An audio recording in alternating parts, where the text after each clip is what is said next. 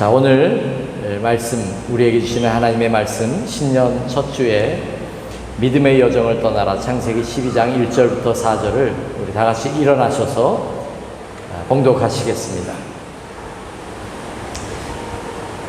여호와께서 아브라함에게 이르시되 너는 너의 본토 친척 아비집을 떠나 내가 내게 지시할 땅으로 가라. 내가 너로 큰 민족을 이루고 내게 복을 주어 내 이름을 창대케 하리니 너는 복의 근원이 될지라. 너를 축복하는 자에게는 내가 복을 내리고 너를 저주하는 자에게는 내가 저주하리니 땅의 모든 족속이 너를 인하여 복을 얻을 것이니라 하신지라. 이에 아브라함이 여호와의 말씀을 쫓아갔고 롯도 그와 함께 갔으며 아브라함이 하란을 떠날 때에 그 나이 75세였더라. 아멘. 제가 새해 인사를 주고받으면서 가장 많이 쓰는 말이 새해 복 많이 받으세요, 이런 말을 대부분이 다 쓰고 저도 그렇게 썼습니다. 그런데 그렇게 하면서 깨달은 게 있어요. 복 받는 것보다도 더 중요한 것은 그 복을 누리는 것입니다. 누리지 못하는 복은 복이 아닙니다. 우리가 그것을 알아야 돼요.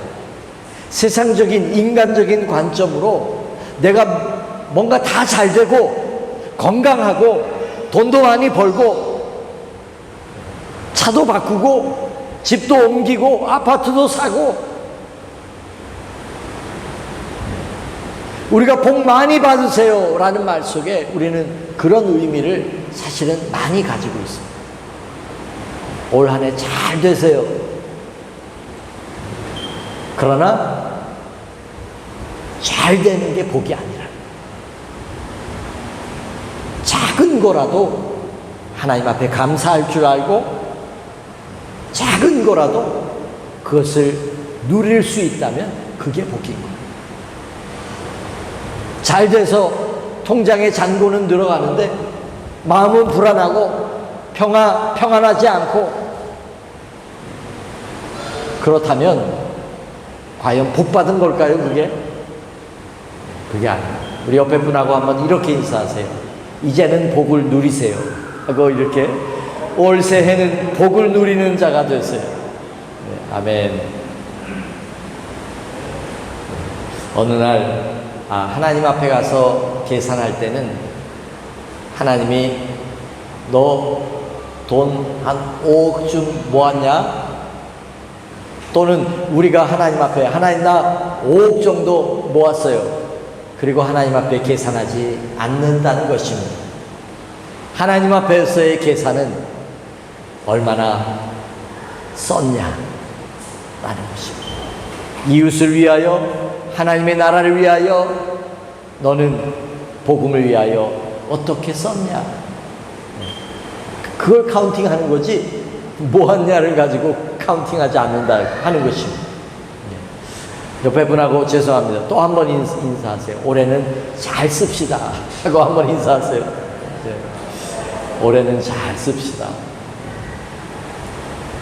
우리는 지난주에 믿음이 있다면 믿음은 숨길 수 없다라는 것입니다.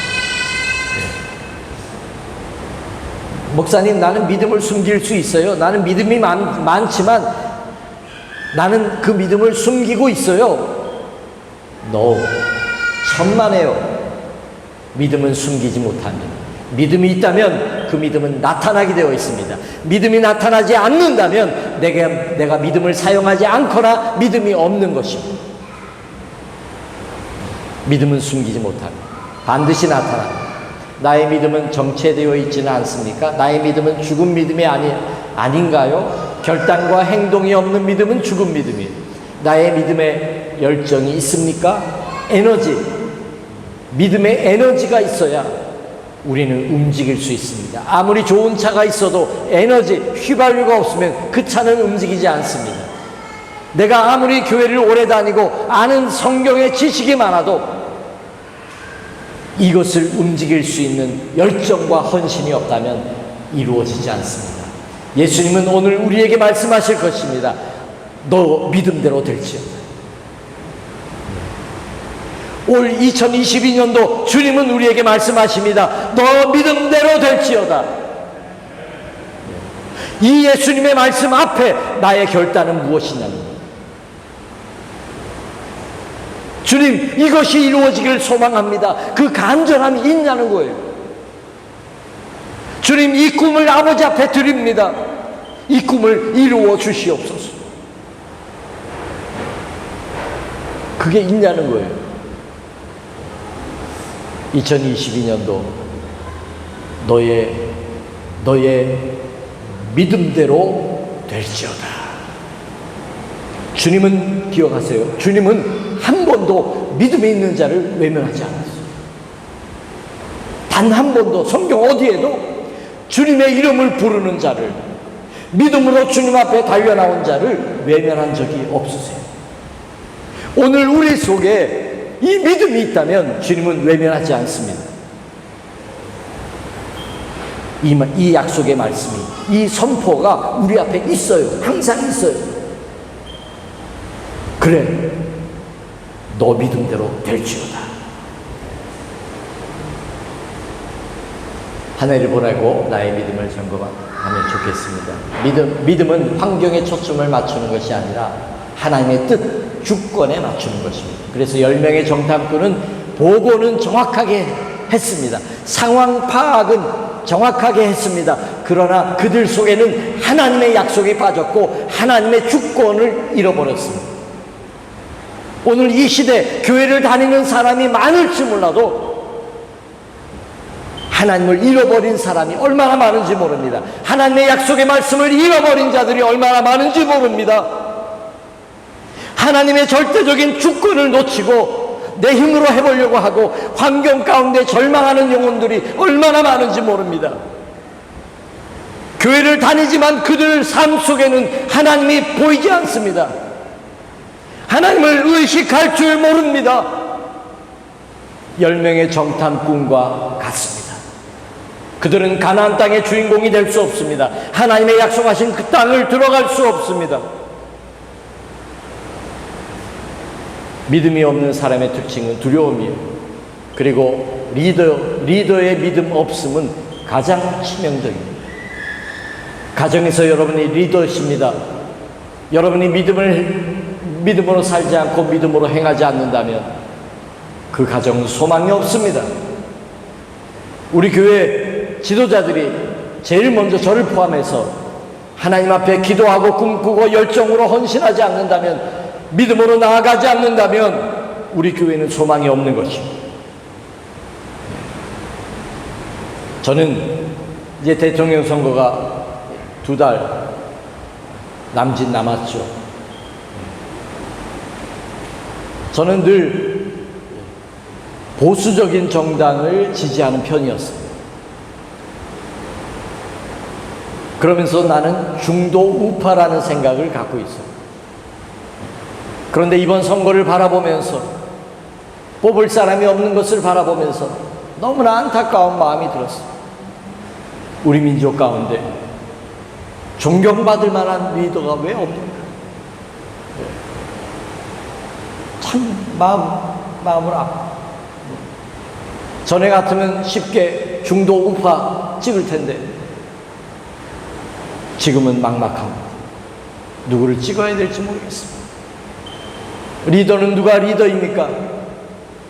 민족의 비전을 제시하고 자신을 희생할 줄 알고 자신의 사리사욕, 명예욕, 권력욕 이것을 가지고 리더가 되려고 하는 사람이 아니라 정말 나라를 사랑하고 나라의 비전을 꿈꿀 수 있는 사람, 그런 사람을 찾아보기가 힘들게 되었습니다.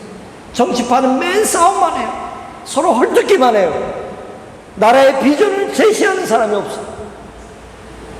나라를 정말 걱정하고 나라가 점점 빚더미가 많아지고 있는데 그 빚을 걱정하는 사람 별로 없어요. 선심적인 공약만 자꾸 들어가요. 우리가 나라와 민족을 위해서 정말 기도해야 될 때가 됐습니다. 믿음의 기회, 변화의 기회를 잃지 마십시오. 믿음이 없이는 가나안 땅이 의미가 없습니다. 이거 중요한 것입니다. 가나안 땅이 목적이 아닙니다. 돈이 목적이 아닙니다. 명예와 권력이 목적이 아닙니다. 우리의 목적은 하나님과 내가 동행하는 것이 목적입니다.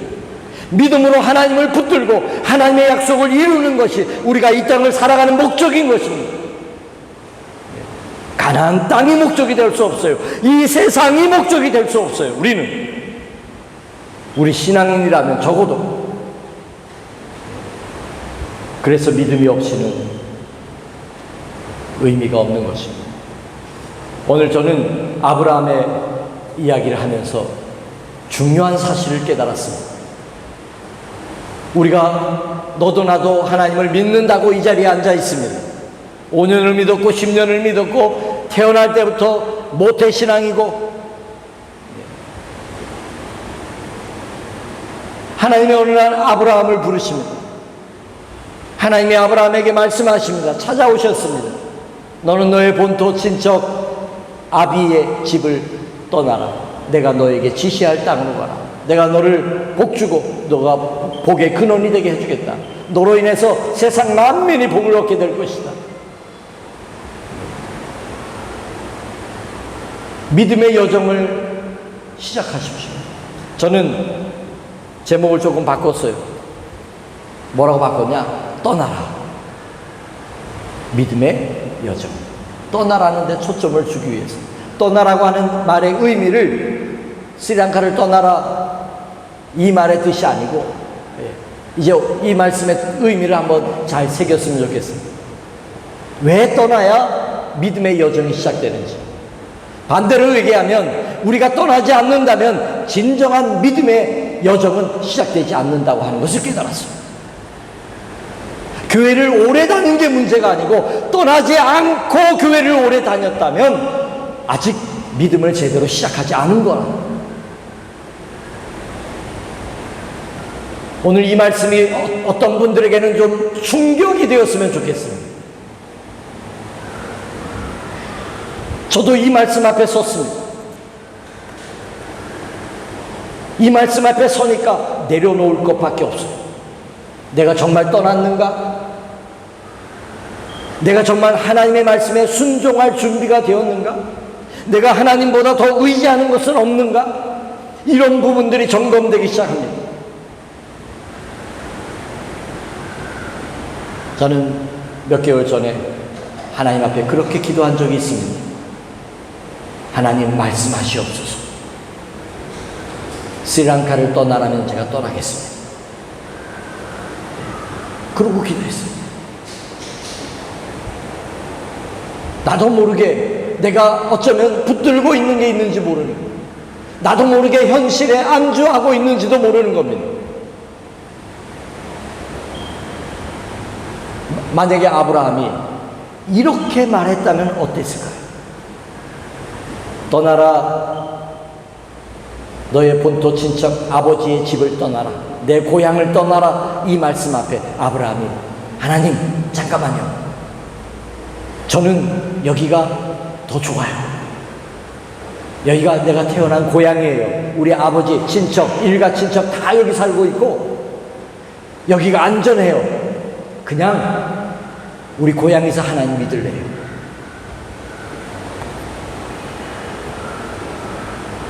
이렇게 아브라함이 이야기했더라면 어땠을까요? 잠깐 한번 생각해 보세요. 하나님, 난 여기가 안전해요. 여기가 좋아요. 여기는 안심이 돼요. 어려우면 우리 아버지한테 얘기해도 되고 우리 친척들한테 좀 도와달라고 하면 돼요. 그냥 여기서 하나님 믿으면 안 될까요?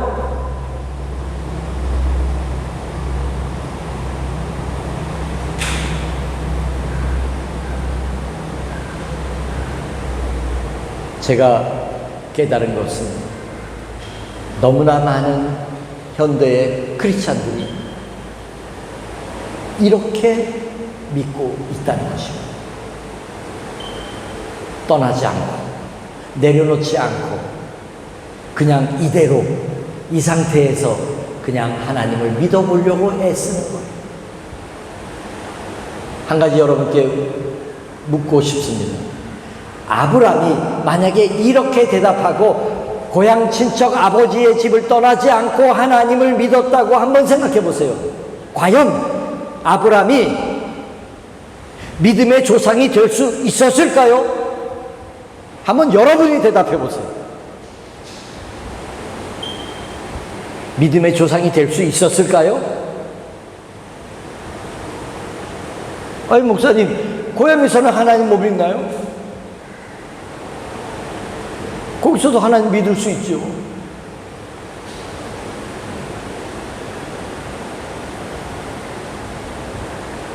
아브라함이 100세에 얻은 독자 이삭을 바치라고 했을 때 하나님이 아브라함은 주저하지 않고 3일 길을 데리고 가서 모리아산에서 칼을 빼들고 이삭을 잡으려고 했습니다. 제물로 바치려고 했습니다. 믿음은 하루아침에 이루어지는 게 아니에요. 하나님을 100% 신뢰하고 그분의 절대적인 주권 앞에 내 상식으로 이해가 되든 안 되든 순종할 수 있는 그 신뢰의 관계는 그냥 되는 게 아니고 떠나야 되는 거예요. 모든 내가 의지하고 있는 것들을 끊임없이 내려놓지 않는다면 하나님과 나와의 신뢰의 관계는 유리와 같아요. 얇은 얼음과 같아요. 그냥 디디면 쫙 갈라지고 깨질 수밖에 없는 얼음. 어쩌면 안타깝게도 우리가 하나님을 그렇게 믿고 있는지도 몰라요. 그냥 여기서 이게 좋아요, 여기서 이런 상태로 하나님 믿을래요.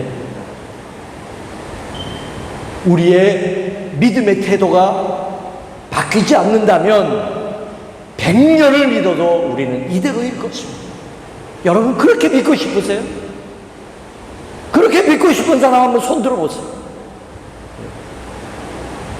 내 믿음의 태도가 바뀌지 않는 이상 100년을 믿어도 우리는 변하지 않습니다.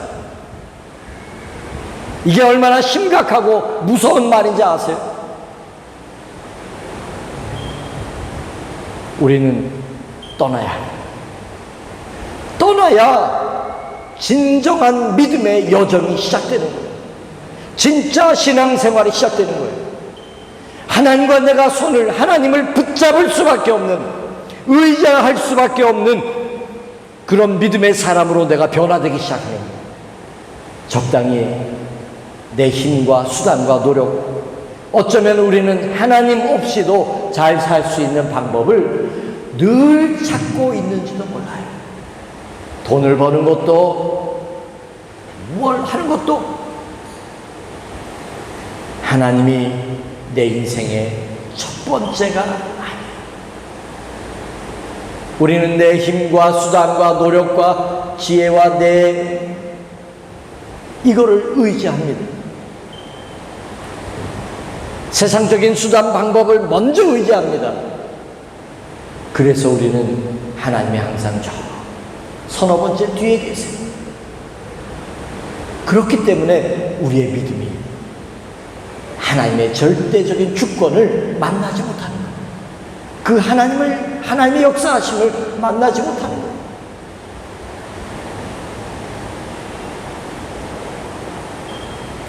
떠난다는 것을 좀 더 구체적으로 설명하면 다음과 같아요. 떠난다? 주인이 바뀌는 것입니다. 내가 주인의 삶에서 이제는 고향 친척 아버지의 집을 떠남으로 인하여 아무도 의지할 수 없게 됩니다. 나도 나를 의지할 수 없는 상태가 되는 거예요. 그 얘기는 뭐냐? 주인이 바뀌는 겁니다. 하나님만 섬기는 겁니다. 목표가 바뀌는 것이 하나님을 위해서 사는 거예요. 그동안은 내가 나를 위해서 살았어.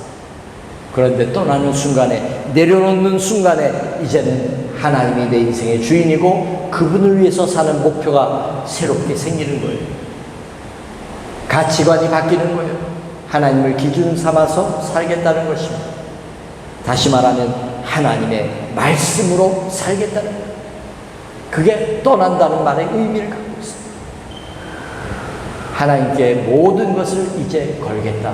내 생명도 하나님의 손에 달렸다. 그래서 75세에 고향을 떠납니다. 얼마나 말렸겠어요. 아버지가 아버지도 처음에는 같이 갔죠. 친척들이 얼마나 말렸겠어요. 여기서 그냥 우리랑 같이 살지 왜 그 고생을 하려고 어디로 갈지도 모르는. 하나님이 어떻게 인도하셨어요? 내가 내게 지시할 땅으로 가라. 어느 특정 지역을 정해놓고 여기로 가라 그렇게 말씀하지 않고 때로는 순간순간마다 하루하루마다 하나님이 함께 하시면서 말씀하시는 거예요. 하나님이 말씀 안 하면 한 곳에서 몇 달을 있기도 하는 겁니다. 하나님이 말씀하시면 보따리 풀었다가도 내일 다시 보따리 싸는 거예요. 우리가 과연 그렇게 할 수 있을까요? 오늘 나의 근거들을 내가 그대로 하나님 앞에 내려놓고 내가 옮겨갈 수 있을까요?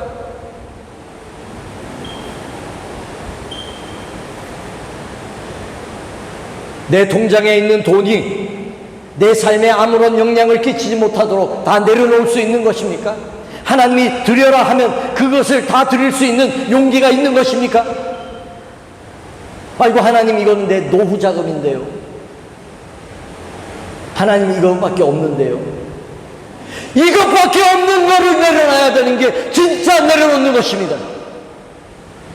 오늘 제가 좀 세게 얘기하죠. 세게 얘기하는 게 아니라 이게 주님이 원하시는 믿음의 삶이에요. 뭐든지 내려놓을 수 있어야 돼요. 전 재산도 드릴 수 있어야 되고 내 생명도 하나님께 다 맡길 수 있는 것이 그게 떠나는 것이고 그게 하나님의 절대적인 주권 앞에 내가 들어가는 것이고 그래야 진짜 하나님과 동행하는 믿음의 여정이 시작되는 것입니다. 믿음 있는 척 우리 내려놔야 돼요. 버려야 됩니다. 믿음 있는 척 하는 것 때문에 우리 믿음이 자라지 않습니다. 차라리 귀신 들린 아이를 둔 그 아버지처럼 주여 나의 믿음 없는 것을 도와주세요. 나 좀 도와주세요. 내 믿음이 없어요. 나 믿음 없어요. 나 믿음 없어요. 나 좀 도와주세요. 그게 정직한 것이고 그래야 하나님의 은혜를 긍휼하심을 우리가 맛볼 수 있어요.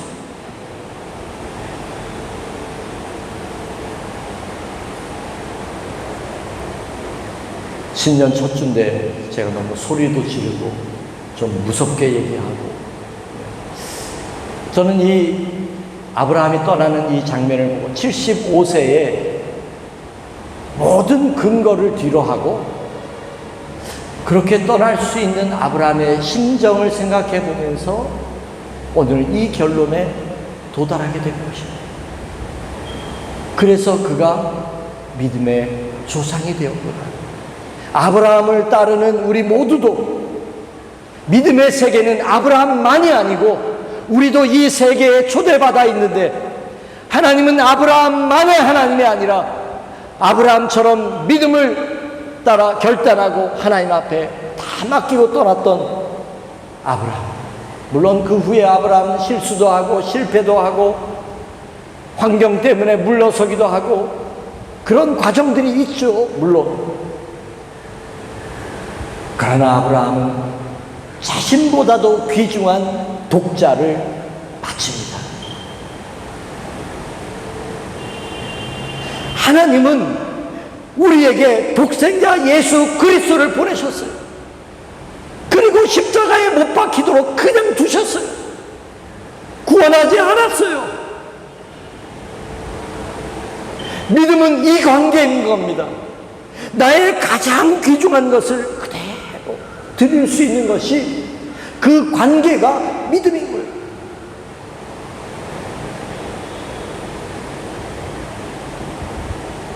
땅의 모든 족속이 너로 인하여 복을 얻으리라.